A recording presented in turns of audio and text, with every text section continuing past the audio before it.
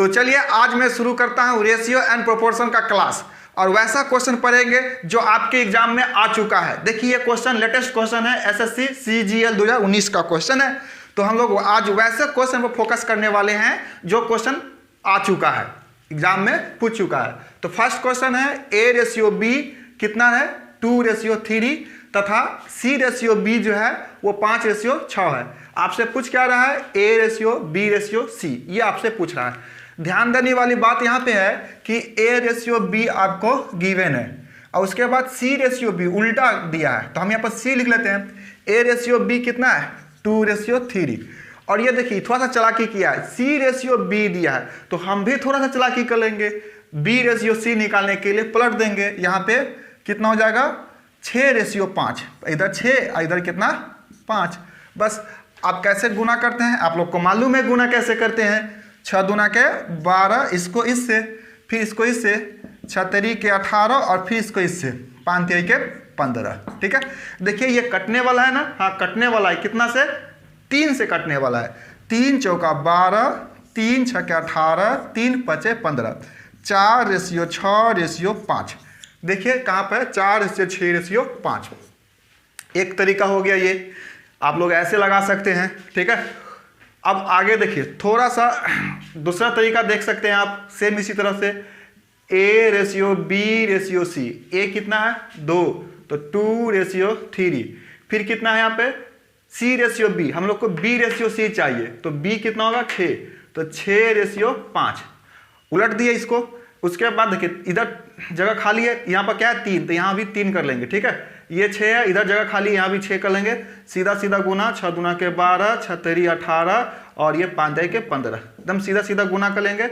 अब कटने वाला है, काट लेंगे। 3 के पास है, 3 चौका 12, 3 6 के 18 और 3 5 ये 15, तो ये आ गया। आप लोग ऐसे भी सोच सकते हैं, बिना बनाए ऑप्शन देख कर भी सोच सकते हैं। आपको ये देखना है कि सी जो है कितना है 5 है। ठीक है, तो ये सब के अंत में जो भी हो सी का रेशियो होगा वो 5 से कटने वाला होगा। जैसे ये 5 है, 5 से कट रहा है, ये 16 है, 5 से कट रहा है नहीं, तो ये ऑप्शन नहीं होगा। ये ऑप्शन होगा नहीं, ये ऑप्शन होगा 5, हाँ 5 गुना के 10, ये तो 2 ऑप्शन हम लोग काट दिए। ध्यान दीजिएगा, हम लोग 2 ऑप्शन क्या किए, काट दिए।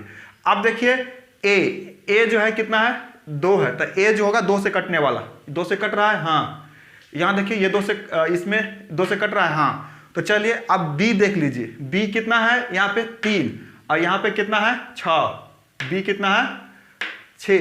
तो आपको बी जो है 3 से कटने वाला होना चाहिए और 6 से, दोनों से कटना चाहिए। तो यहाँ पर बी है, देखिए 3 से कटेगा 6 से कटेगा, इसमें देखिए ये 3 से कटेगा लेकिन 6 से नहीं कटेगा, तो ये आपका कैंसिल हो गया और इस तरह से हम लोग इसका सही जवाब चुन लेंगे। तो इस मेथड को कहते हैं ऑप्शन एलिमिनेशन मेथड, ऑप्शन को काटना ना।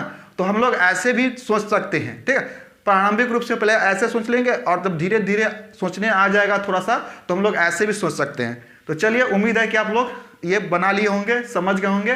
तो चलिए आपके सामने मैं क्वेश्चन नंबर 2 लाता हूं। तो देखिए बच्चों, आपके स्क्रीन पे क्वेश्चन नंबर 2 है। क्वेश्चन नंबर 2 है, यदि A ratio B equal to 5:8 और C ratio B equal to 4:3, तो A ratio B ratio C किसके बराबर है। ये 4 ऑप्शन है और ये जो क्वेश्चन है एसएससी सीजीएल 2019 का क्वेश्चन है ये। तो आज के वीडियो में हम वो सारे क्वेश्चन पढ़ेंगे जो लेटेस्ट एग्जाम में आ चुका क्वेश्चन है। ठीक है, तो आज मेरा प्रैक्टिस सेट है। तो चलिए शुरू करते हैं बनाने को। तो हम लोग 2 तरीका से बना सकते हैं, या तो इसको निकाल ले या फिर ऑप्शन हम लोग सर्च करें। ठीक है, तो ऑप्शन सर्च करेंगे तो आपको देखिए यहाँ पे पहले सी लेते हैं। सी कितना है 4, तो 4 से कटने वाला होना चाहिए अंत में। देखिए ये 4 से कटेगा, ये भी कटेगा, ये भी कटेगा, ये नहीं कटेगा। यहाँ पर कितना है 6 है, तो ये नहीं कटा, तो एक ऑप्शन में काट दिया। अब देखिए यहाँ पे बी जो है कितना है 8 है यहाँ पे है, और यहाँ पे बी कितना है 3 है। तो बी जो है 8 से और 3 से कटने वाला होना चाहिए, तो ये 8 से कटेगा 3 से कटेगा। चलिए ये ऑप्शन हो सकता है, ये 3 से कटेगा लेकिन 8 से नहीं कटेगा, तो ये ऑप्शन नहीं होगा। ये देखिए 3 से कटेगा और 8 से भी कटेगा, तो ये ऑप्शन हो गया। तो अभी 2 ऑप्शन बचा हुआ है, 2 ऑप्शन कट गया। ठीक है, अब आगे चलते हैं। देखिए यहाँ पे इस टर्म में ये बी और सी का अनुपात है, और बी और सी का अनुपात कितना दिया हुआ है, बी और सी का अनुपात 4:3। अगर इसको काट लेंगे, ये 24 है, ये कितना है 28 है, 4 के पास से कट जाएगा, 4 6 के 24, 4 7 28, ये 6:7 है। तो ये फिर ऑप्शन में मैच क्या नहीं कहेगा, B/C कितना आना चाहिए 4:3, ये कितना आया 6:7। तो आपका आंसर जो हो गया ये आंसर हो गया। तो इस तरह से हम लोग इसको चेक कर लिए, ठीक है। तो इसको कहते हैं ऑप्शन एलिमिनेशन मेथड। और हम लोग डायरेक्ट भी निकाल सकते हैं, बना सकते हैं। देखिए कैसे होगा, A/B/C कितना है 5:8 और B/C 3:4, गुना करेंगे 5 3 के 15, 8 3 ऐसे गुना करते हैं, फिर इसको इससे 8 3 के 24 और फिर कितना 8 4 के 32, 15 24 32, 15 24 32। तो आप जैसे मन है वैसे बना सकते हैं, इस तरह से बना सकते हैं या फिर इस तरह से ऑप्शन एलिमिनेशन मेथड से भी बना सकते हैं, आपका जैसा इच्छा हो। तो चलिए अब मैं लेता हूं क्वेश्चन नंबर 3। ये क्वेश्चन नंबर 3 है आपके स्क्रीन पे, मैं साइड हो जाता हूं। देखिए क्या है, यदि 3A बराबर 4B बराबर 5C तो A/B/C का मान बताइए, ठीक है। तो आप डायरेक्ट यहां से निकाल भी सकते हैं जो गिवन इंफॉर्मेशन है, या फिर एलिमिनेशन से जा सकते हैं। एलिमिनेशन से कैसे जाइएगा, तो देखिए यहां पे क्या है 3A = 4B, पहले इतना ही देखिए, इसमें 3 से गुना कर इसमें 4 से गुना करने पर क्या आना चाहिए, इक्वल आना चाहिए A।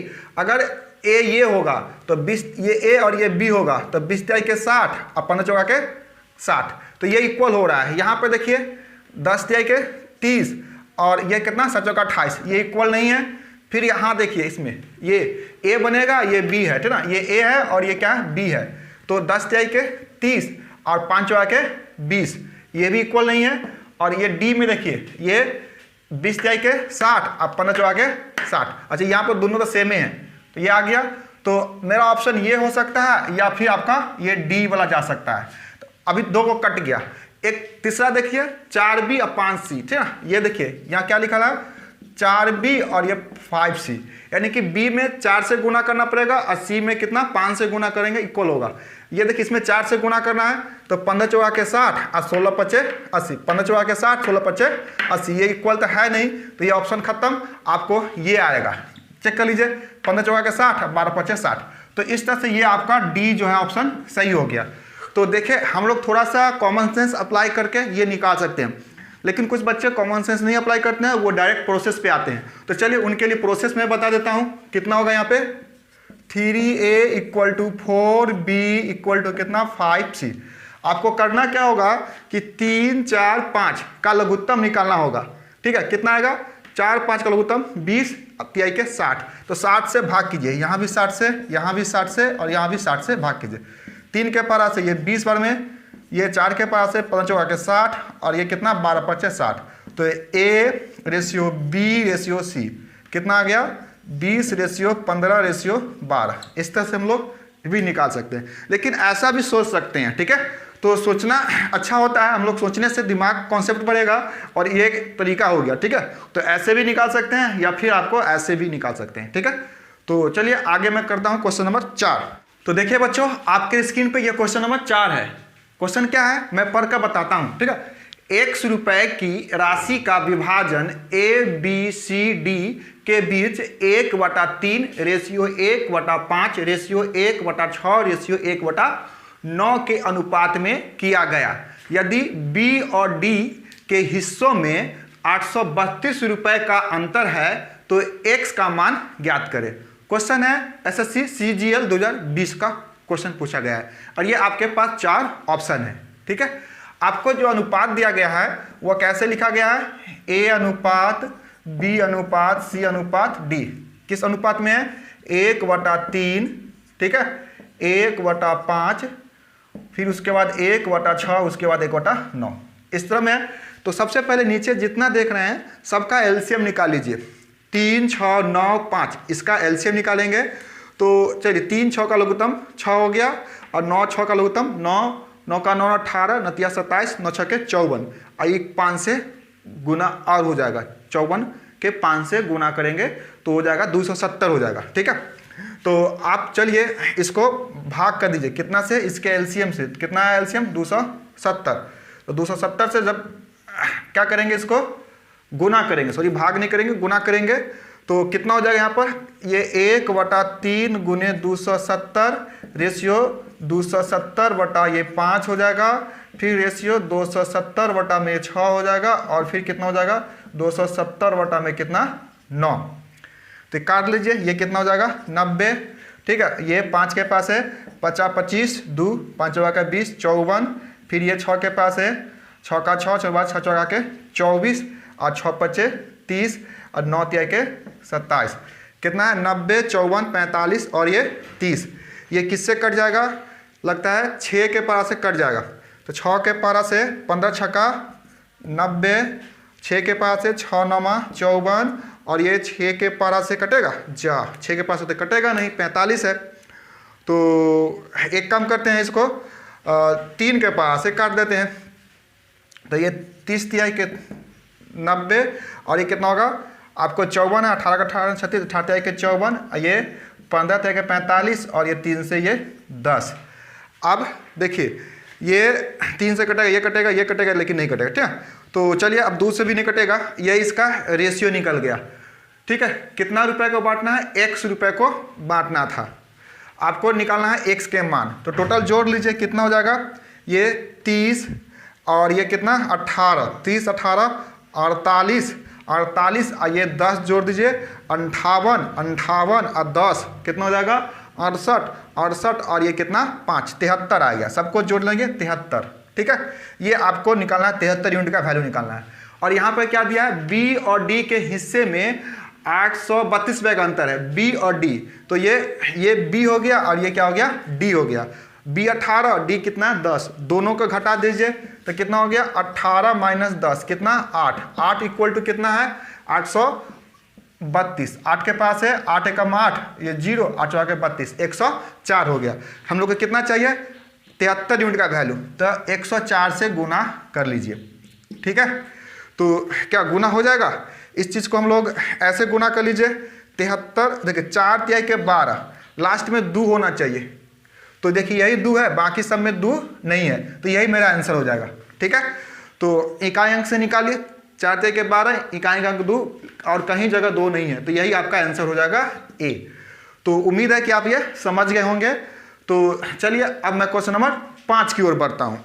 तो देखिए बच्चों, आपके स्क्रीन पर क्वेश्चन नंबर 5 है। क्वेश्चन है, 100 रुपए की राशि ए बी सी में इस प्रकार विभाजित की जाती है कि ए और बी के हिस्से का अनुपात 7:12 है। ये ए रेशियो बी कितना है 7:12 है, तथा बी तथा सी के हिस्से का अनुपात 8:5 है। तो यहाँ पर सी भी है और बी तथा सी के रेशियो कितना है 8:5 का है। यदि ए और सी के हिस्सों में कितना का अंतर है, ए और सी के हिस्से में कितना 214 रुपए का अंतर है, तो x के मान ज्ञात करें। तो सबसे पहले हम लोग ए बी सी तीनों का अनुपात निकाल लेते हैं। ठीक है, कितना होगा 8 7 56, 12 8 96 और 12 5 60। देखिए कोई कटने वाला है तो काट लेते हैं। ठीक है, तो ये 56 है, ये 96 है और ये 60 है। तो मैं पहले 2 से काट लेता हूँ, कितना हो जाएगा 28, 96 का था 48 और इसका कितना 30 हो जाएगा। अभी भी ये कटने वाला है, तो ये कितना हो जाएगा 28 है, 48 है और ये 30 है। तो चलिए 2 से ही काटते हैं, ये 14 हो जाएगा और ये कितना हो जाएगा ये 24 और ये कितना हो जाएगा 15। तो ये 14 24 15। अब ये किसी से नहीं कटेगा, तो क्या करना है आपको कि आपको x के मान निकालना है। इसी को बांटा गया था, तो चलिए इसको जोड़ लीजिए। कितना है आपको 14 24 और 15 को जोड़ देना है। ठीक है, तो ये 14 हो जाएगा, ये कितना है 24 है और ये कितना है 14, 4 4 8 और 2 1 3 38। अब प्लस में कितना करना है 15 और जोड़ लीजिए, 8 5 13 और 3 1 4 1 5 53 हो गया। सबको जोड़ के कितना है 53, 4 4 8 5 13 53 आ गया। ठीक है, अब 53 यूनिट का वैल्यू हम लोग को बताना है। और क्वेश्चन में एक ट्रिक दिया है कि ए और सी के हिस्सों में 214 का अंतर है। तो ये रहा ए और ये रहा सी, कितना का अंतर है, यहाँ पे 15 है और ये 14 है, 1 का अंतर है। यहाँ पर देखिए 15 और ये 14, 1 का अंतर है। तो 1 इक्वल टू कितना 214। तो 53 यूनिट का वैल्यू कितना हो जाएगा, तो 214 से क्या करना होगा गुना करना होगा। ठीक है, तो देखिए 4 तिहाई के 12, 2 इकाई अंक कितना होना चाहिए 2, यहाँ नहीं है, चलिए यहाँ भी नहीं है यहाँ भी नहीं है, यहाँ पर है, तो ये आपका आंसर आ गया डी। तो उम्मीद है कि आप ये समझ गए होंगे। तो चलिए अब मैं नेक्स्ट क्वेश्चन लेकर आता हूँ। एक बार आप जरूर कमेंट कीजिएगा कि ये क्वेश्चन कैसा लगा और आपको समझ में आया कि नहीं आया, ठीक है। तो चलिए मैं क्वेश्चन नंबर 6 लेता हूँ। देखिए बच्चों, ये आपके स्क्रीन पर क्वेश्चन नंबर 6 है। ए और बी की आय में 3:8 का अनुपात है तथा उनकी बचत में 9:25 का अनुपात है। यदि ए की आय बी की व्यय के बराबर है तो ए और बी के व्यय में क्या अनुपात है ये बताना है। तो क्वेश्चन में क्या दिया है, पहले किसका अनुपात है, आय की। ये आय है किसका किसका, ए और बी का। किस रेशियो में है, 3:8 में। ये हो गया ए की आय, ये हो गया बी की आय। और ये बचत का अनुपात है, कितना है, बचत कितना है, 9:25 है। और उसके बाद क्या बता रहा है कि ए की आय बी के व्यय के बराबर है। तो यहाँ पे ये आय है, ये बचत है। अगर आय में से बचत घटा देंगे तो क्या निकल जाएगा, व्यय निकल जाएगा। लेकिन रेशियो में डायरेक्ट तो घटा नहीं सकते हैं। तो चलिए इसमें क्या कर सकते हैं, यहाँ x लगाए, यहाँ x, इसमें y से गुना किए, ये y से, दोनों जगह x से गुना नहीं हो सकता है, ये रेशियो है। तो इतना आ गया, तो ये आय हो गया, ये बचत हो गया। क्वेश्चन क्या है, ए की आय बी के व्यय के बराबर है। तो ए की आय कितना, ये 3x, और व्यय तो देखिए बी का व्यय कितना है, बी का आय 8x, बचत कितना 25y। तो बी का जो व्यय होगा घटा दीजिए आय में से, 8x में से ये 25y घटेगा तो ये हो जाएगा बी का व्यय। अब प्रश्न क्या बना है कि ए की आय जो है 3x बी के व्यय के बराबर है। तो कितना हो जाएगा, 8x माइनस ये 25y। अब इधर आएगा तो ये कितना हो जाएगा, 25y, और ये इधर आएगा तो 8x माइनस 3x। इधर देखिए ये 25y, और ये 8 में से 3 घटेगा तो 5x, कितना आ गया। उसके बाद कटेगा क्या, तो 5 के पास से कट जाएगा 5 में, तो ये कितना आया 5y, और ये x। इसका मतलब x/y कितना हो जाएगा, 5:1। उल्टा होता है, यहाँ पर 1 लिखा हुआ है तो ये 5, तो उल्टा होता है x/y है तो 5:y। तो x y का अनुपात आपको मालूम हो गया। आपको क्या करना है, ए और बी के व्यय का अनुपात। तो ए का व्यय कितना होगा, ए का आय 3x, बचत कितना 9y, तो इसका व्यय कितना होगा, 3x में से 9y घटा दीजिए, इसका रेशियो चाहिए। और फिर कितना, ये बी की आय में से बचत घटा देंगे तो व्यय निकल जाएगा। तो 8x माइनस ये 25y, ठीक है।